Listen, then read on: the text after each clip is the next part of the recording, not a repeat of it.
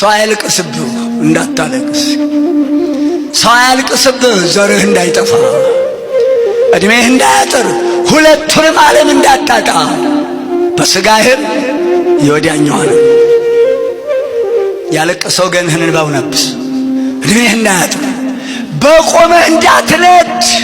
እንባ እሳት ነው፣ እንባ መዶሻ ነው፣ እንባ ሰይፍ ነው። አባቴ ልጅ ሆኜ እንባ የሰበረው አይጠገንም፣ እንባ የጣለው ትንሣኤ የለውም ይሉ ነበር። እንባ የሰበረው አያንሰራራም፣ አይገባኝም ነበር። ውሃ አይደለም ምን ማለታቸው? እንዴት ነው የሚሰብረው? እንባ አረ ቃላት የለም። በእንባ የሚያመጣው ፍዳ፣ እንባ የሚያመጣው የሚያነደው እሳት አረ ቃላት የለውም፣ አይገለጥም። ሰው አታስለቅስ።